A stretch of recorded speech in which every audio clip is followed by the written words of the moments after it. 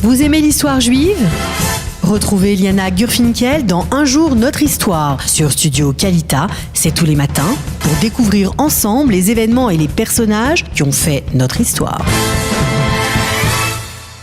Eliana Bokertov. Bonjour Daniel. Alors c'est difficile de faire la transition après cet entretien avec Israël Lévy et cette profanation de Sifrei Torah ici à Jérusalem, tout à fait choquante. Mais il faut le faire et vous avez décidé de parler ce matin. Hier je vous parlais de la rabbinite Raya Mouchka, Alors justement, la femme du Rabbi de Lubavitch. Je vous ai donné une idée peut-être. Vous m'avez donné une idée, vous m'avez lancé un petit peu sur des personnalités féminines de la famille de Lubavitch et donc je continue et je vais vous parler ce matin d'une femme qui était très très connue à son époque, Menoucha Rachel Slonim, qui était surnommée la maman de Hebron. Alors la maman de Hebron, de quoi est-ce que je vous... c'est une grande famille de Hebron. Voilà, c'est le nom de... Alors Slonim en fait c'est le nom de famille des Lubavitch aussi. Ouais. C'est compliqué parce qu'ils ont changé leur nom. Enfin bon, mais je vais surtout vous raconter cette histoire. Alors il faut repartir un petit peu en arrière. On est en 1798. Elle naît en 1798. C'est la fille du rabbi Dovber Shneori, le second rabbi de Lubavitch. C'est très intéressant parce que Menoucha Rachel Slonim, elle va être en vie, en fait, elle va vivre sur 5 rabbi de Lubavitch, c'est-à-dire que son père était le deuxième et quand elle va décéder, ce sera au moment du 5e. Donc 2e, 3e, 4e, 5e. Donc 6e, voilà. Jusqu'au 5e, donc tout 4.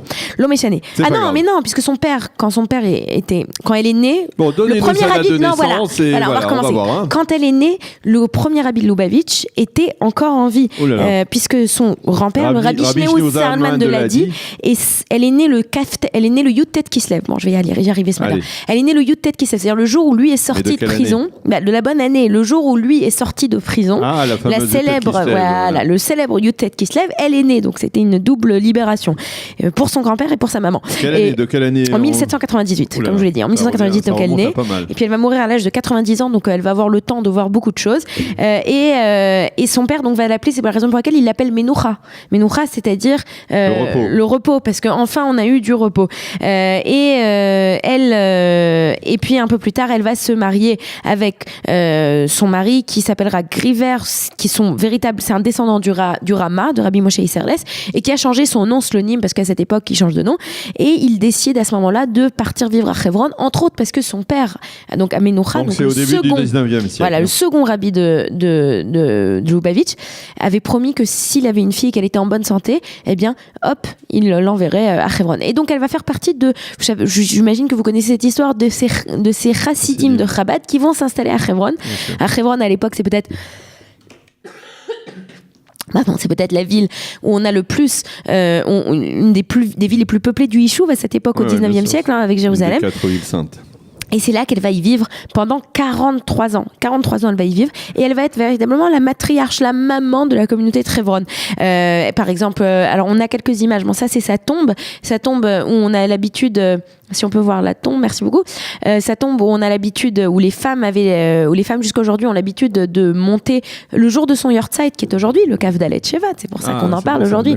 Donc les gens à Hebron ont l'habitude de monter sur sa tombe aujourd'hui. Et donc elle était connue. C'est dans l'ancien cimetière juif. Dans l'ancien cimetière juif de Hebron. Si on peut avoir quelques images. Voilà, ça c'est l'image de la famille de Slonim. Ça c'est son fils. Son fils était devenu le grand rabbin de Hebron. Donc et il était le grand rabbin de Hebron, entre autres au moment des massacres de 1929. Donc son fils qui était le petit-fils du second rabbi de Lubavitch. Exactement, vous êtes bon Daniel ce matin. Donc c'était le rabbin Slonim qui était donc à la tête de la communauté, et ça c'est son petit-fils. Alors le petit-fils, c'est le petit-fils c'est le monsieur barbu, c'est son petit-fils qui lui était Eliezer Slonim. Eliezer Slonim, il était connu puisque c'est lui qui avait ouvert entre autres la banque anglo-palestinienne qui plus tard deviendra le nom de Banque d'Israël à Hebron, puisqu'il y avait une vraie communauté. Malheureusement, toute cette famille va être décimée à part le petit garçon. Et ce petit garçon, on a une image très connue d'un petit garçon qui est blessé. C'est une des images qu'on peut retrouver au musée de Hebron quand vous allez visiter.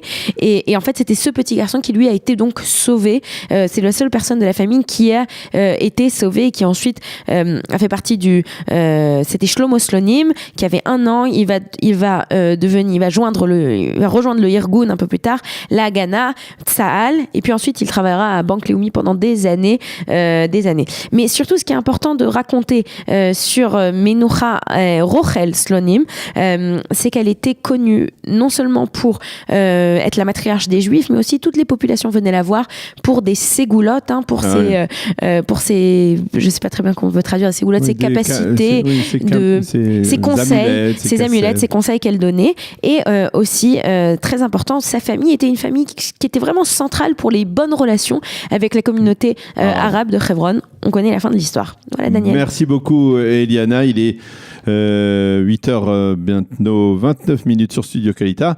Merci pour cette chronique consacrée donc à Menucha Rachel Slonim. Vous aimez l'histoire juive ? Retrouvez Eliana Gurfinkel dans Un jour notre histoire sur Studio Kalita. C'est tous les matins pour découvrir ensemble les événements et les personnages qui ont fait notre histoire.